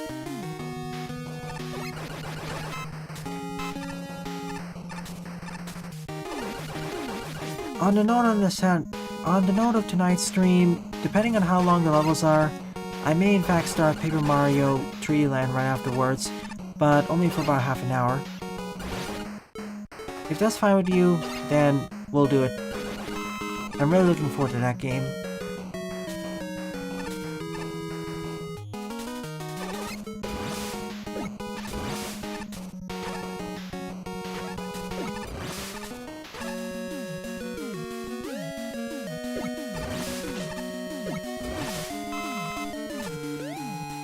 The question is, what sort of chat UI do you want for that game? Do you want a similar one to how Gem Wizard Tactics chat just popped on screen? Do you want it more, or do you want it more like this, where the chat box is to the side?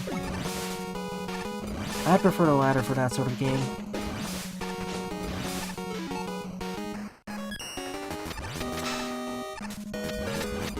Markiplier?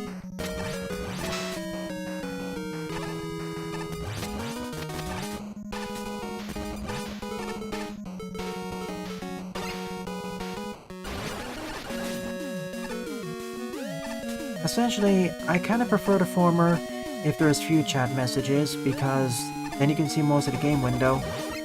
But if there's a lot of chat messages, I prefer the latter.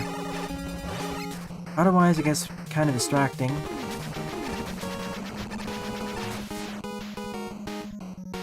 We made it. 1, 2, 3, 4, 5, 6, 7, 8.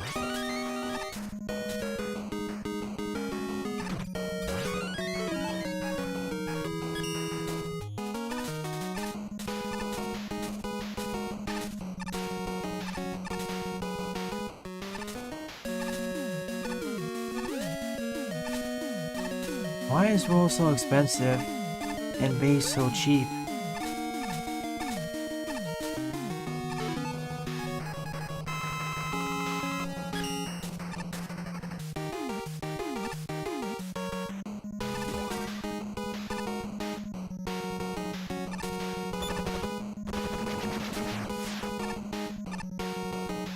I'm estimating that tonight I'll have at least 9 chatters.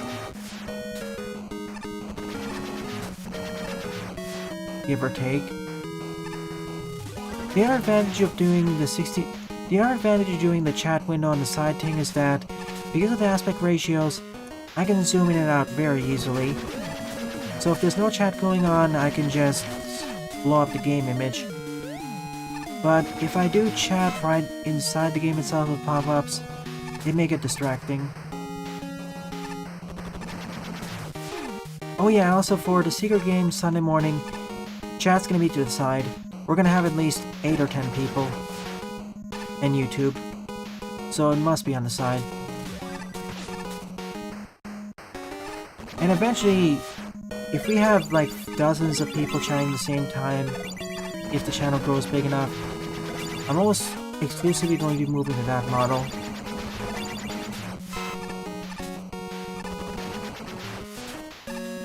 Shoutouts to Mega Team Up, by the way.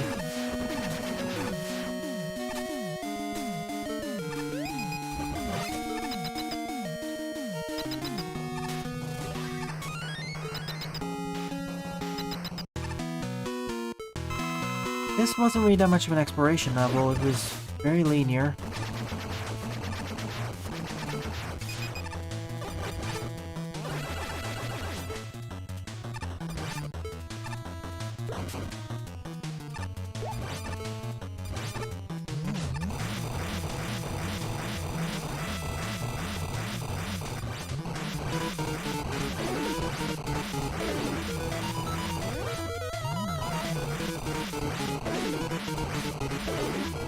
Indeed. I may eventually play Paper Mario Master Mode Jr. We look forward to that. Yeah, this is okay.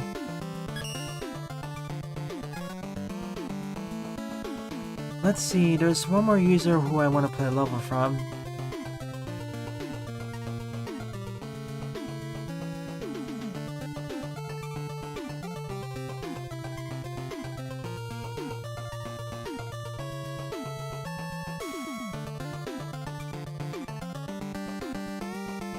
I can locate their name. Oh. Huh. Battery is not submitted a new level.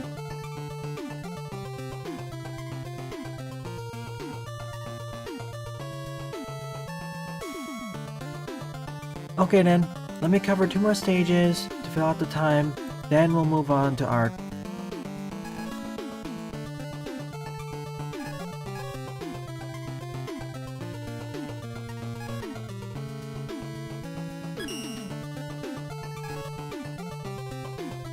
Fourteenth up is Bassfield 1 by SWN1 Bass, 82 plays, score of 31.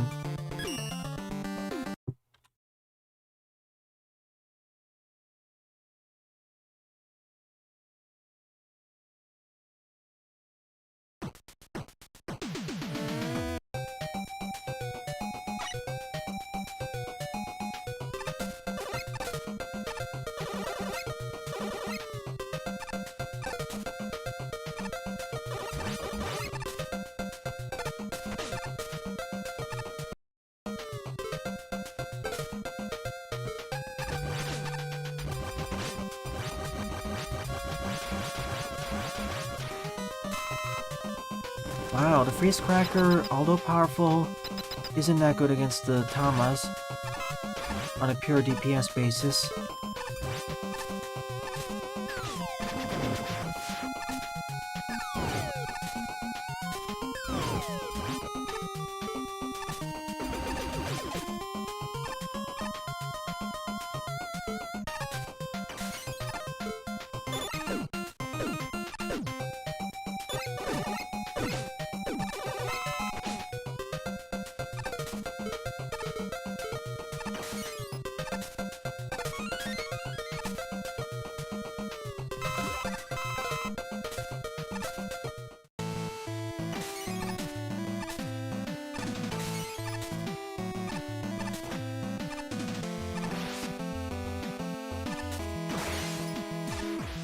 I love the new and improved Flash.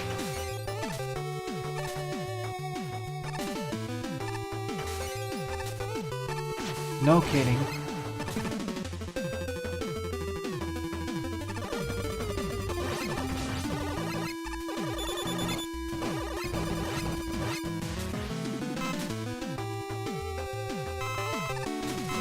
Even the regular shots were better.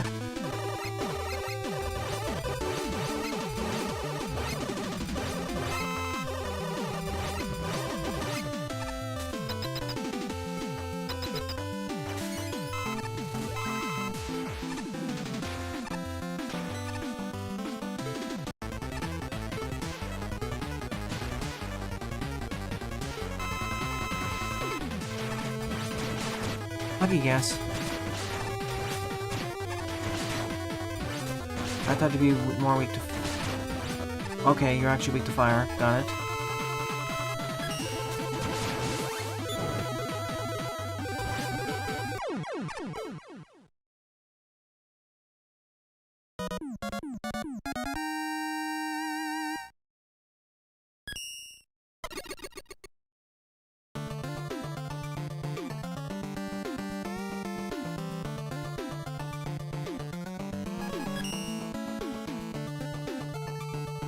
Don't worry, this week, it should get true.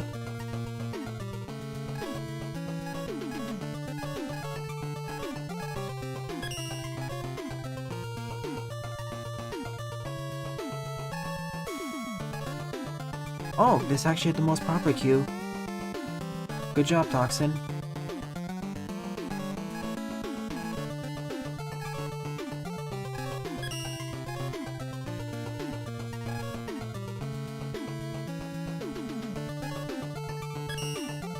$15 is Woodman Tries to Defeat You by Elcanomario.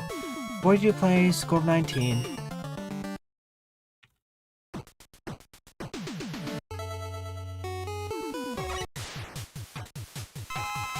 Hi, Silk. So, just an avoidance level.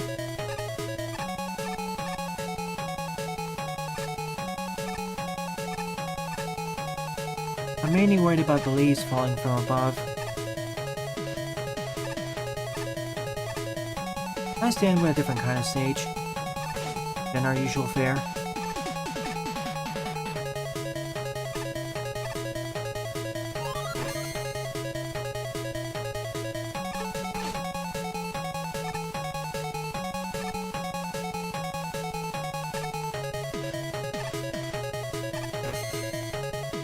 Oh, like Quick Man.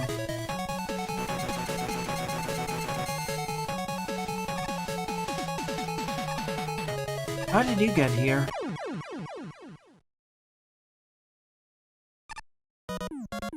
I thought you were blocked off.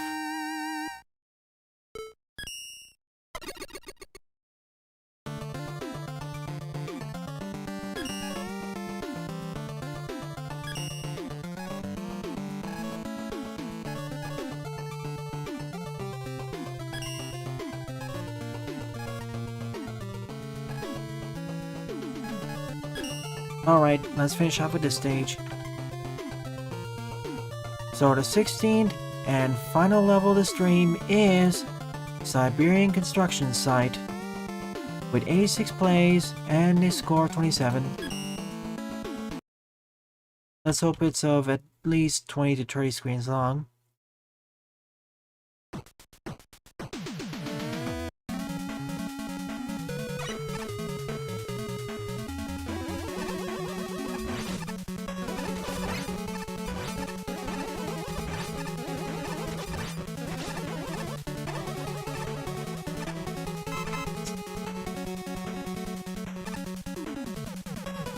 You mean crossover games? Well, pseudo-crossover games where one character for one franchise, or characters from one franchise take on the roles of characters from other franchises, or at least the gameplay style. It's not a pure crossover, a direct crossover, but it's more of an indirect one. It's not like in the vein of Street Fighter Cross Mega Man, which is a direct crossover. But yeah, I'd like to see more ones in that vein, and more games using the Megamix engine at least. Recent updates have fixed a few problems I did have with the game, some of which I didn't actually mention during the LP, but I will point out.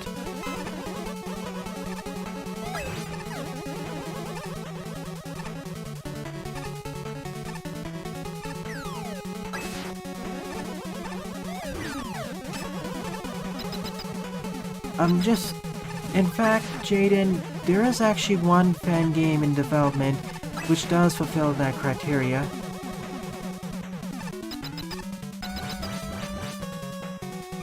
I won't mention what it is right now, but it's looking to be somewhat interesting.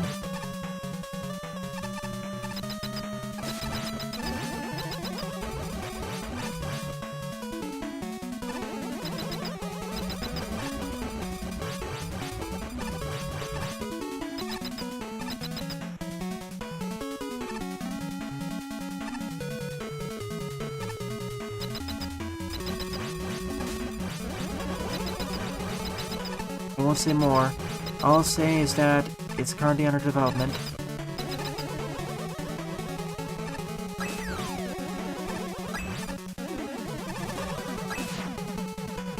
No, it's more of a situation like KWRPG, where characters from a different franchise are transplanted into a Mega Man gameplay style. As for Eddie's World, well, there's at least 200 fan games which have that premise now, under development too.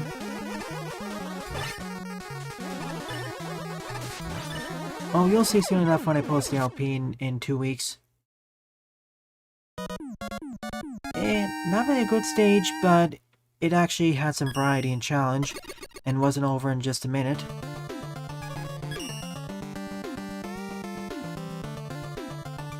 Which is kind of sad, but that's how it goes in this.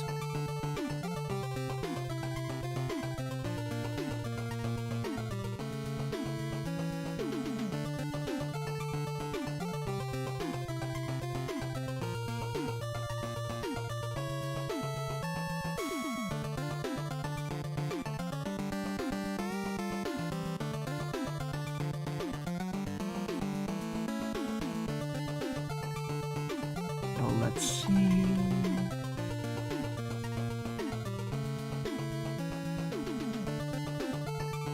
So overall, out of the 16 levels I covered in today's morning stream, my favorite level would be QueenMonika's Protoman Adventure Season 3 Stage 1 Bring the Heat, with an honorable mention going to Sheep Man Challenge by Dan C. 1978. That's nice, Jaden. There are a lot of games that come out. Some more than others. Alrighty then, let's set up for the final one.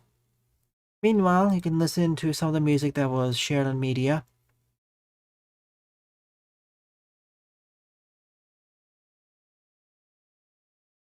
Oh, Paul isn't here, sadly.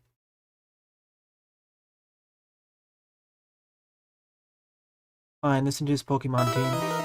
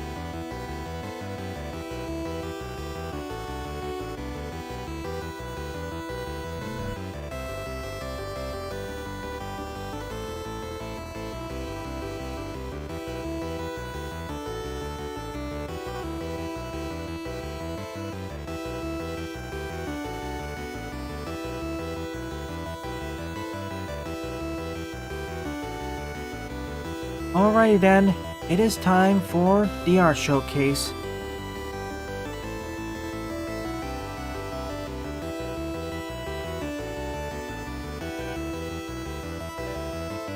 Purple Skittles 3. The turtle and the face in the background look a bit... I don't know, it's brushing up something. Nice! Keep up the work and you'll get the artist role. Paraspore, Viruspore... Oh.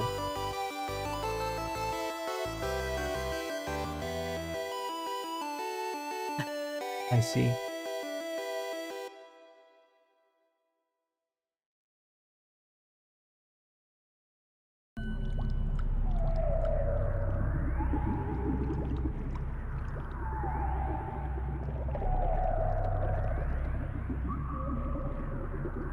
The alone Pokemon crossover.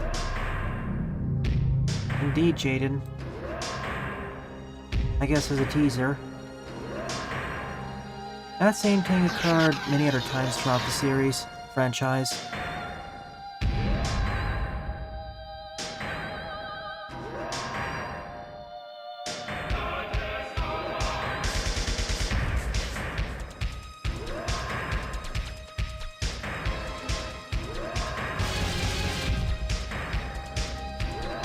Happy 30th anniversary.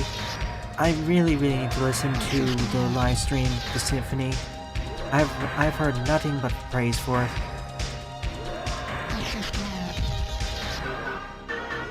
Also, 25th anniversary for SM64 and the Nintendo 64. Ice, Stone, Drill, Toad, Quick, Bright, Fire, and Spark. Stoneman's looking kinda different.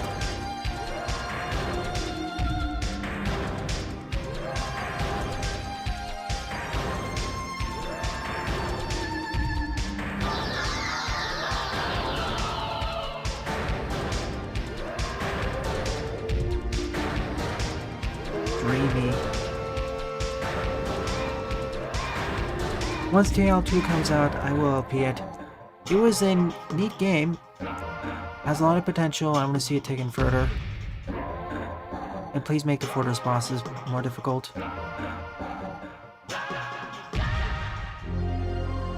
Bandages.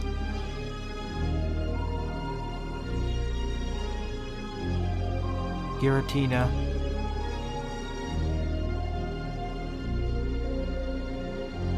Aww. Yeah, my apologies.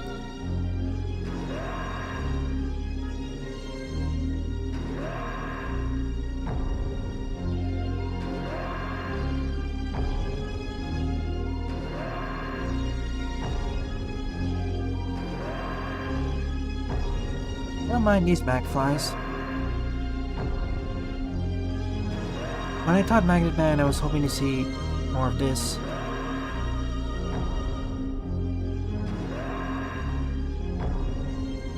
Almost looks like it has a tie. Or you could put a tie on it. Did I?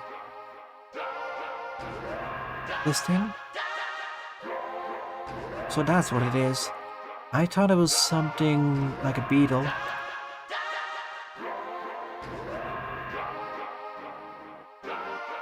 Nonetheless, it is fairly well constructed and drawn. With that out of the way, that should be all of them. Credits for all the music used in this episode will be posted in the description below, along with links. For the Mega Man 8 intro song, for Luigi's song, and this. In any case, I'll see you in memes in about 5 minutes, if not, tonight for Mega Man Colors Part 4 finale. Well then, thanks for watching, and have a nice day.